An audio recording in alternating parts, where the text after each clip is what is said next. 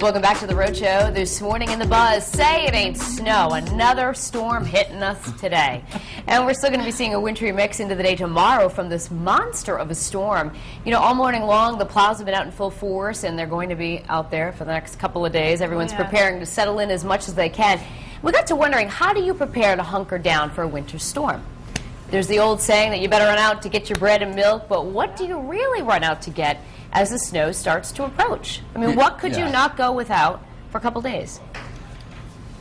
Michaela? That's tough. I don't know. I'm a big, I like healthy foods. I like salads. I like fresh food. So being stuck with canned foods day in and day out gets a little boring. But I gotta say, soup is comforting. So I like making soups. I don't like healthy foods, especially when it snows. No, sometimes, but I don't like to. I'm not into eating. I eat what I needed to get by to stay above the grass, you know, to do what I need to do. And you know that right there would stress me out. But thankfully we're in here. What can I do without? I love to eat when it snows. I love to stay inside. I love things like chips and salsa. I love chili. I love chili, and I really could eat Cinnamon Toast Crunch for breakfast, lunch, and dinner. Oh, that's a good choice, Patrick. That's filling yet delicious. I gotta say though, the sweet stuff, like I love to bake.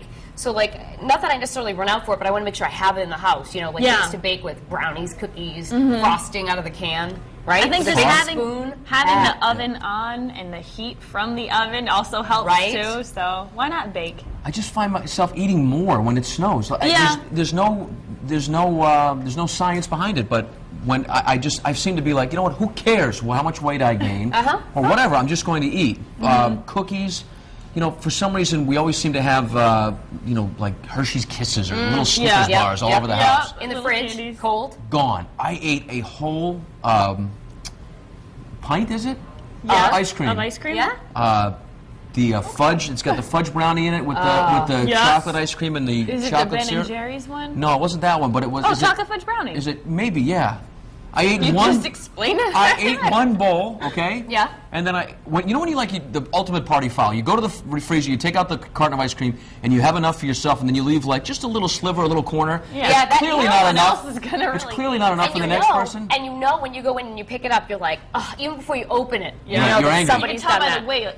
Oh, this is too light. So to avoid that kind of confrontation at a later date, I just went back, after I filled a bowl for myself, I went back to the freezer and just finished off the rest of it. That was very polite of you. I'm bigger on like stocking up on movies, because I like to cuddle up, like, you know, put your sweats on, put a blanket on, and just watch a bunch of movies that you haven't seen. I think that, though, there really is some truth to the bread and milk thing, though, because I got to tell you, every time there is a storm, I mean, you see the grocery stores literally take the bread and move it to the front of the store. And people are like buying it, and it's gone. I'm not crazy about the milk, though. See, we drink a lot of milk. My kids go through a gallon a day. I mean, it's amazing how much coffee milk they drink, Ovaltine. But I will say, one of the most popular places for people to go when it snows is the adult beverage store. The package store is what it's called, right? Somehow. I mean, I would love to see a study, you know, for people that live in colder parts of the country, you know, Alaska, Canada, the rate of booze consumed in those parts of the world versus people that live in like Brazil and it's warm all the time and you're outside. But I mean, they party too. But I'm just saying, you know, like you get inside and people just crush adult beverages. Oh yeah, crush them. Well, plus you're not driving anywhere, so I guess that's the reason. I bet you that the You're not leaving the house. I bet you the list is long and varied for people and what they need to survive with during a storm. You know, Courtney, what are people saying on the live blog this morning about what they need to survive during the latest snowstorm that we're having out there? They're saying lots of different things, and no one has said what I've been stocking up on. Lots of baby supplies. So we have plenty of diapers, wipes, formula, you know, all that good stuff. So my daughter's first before us. So it seems I'm the only one at this point, but lots of other folks are heading to the store for other things. Let's take a look at that on FoxProvidence.com. Evan says after snow blowing, the most important thing is that you're well stocked on DVDs, on the couch, under a blanket, and a blazing fire.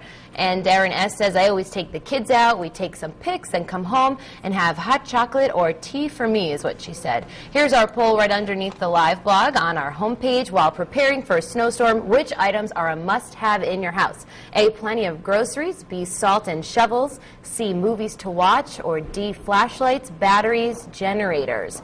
And here's a snapshot of our Facebook page. Lots of comments this morning, so everyone seems to be hunkered down somewhere. And Donna Mitchell says the most important item to have, toilet paper. Without it, you're up the creek without a paddle or roll, she said. And Gina Wallace says she must have electricity because 8-year-old watches his Girls on the Road show over and over on DVR, which I think is pretty cool there. And Valerie Vivas says, just make sure we have plenty of food to eat for a few days. I always have my emergency pasta on hand regardless, and a lantern in case of a power outage or battery-operated radio. So it seems that we're getting pretty good at this, and you guys have lots of things on hand.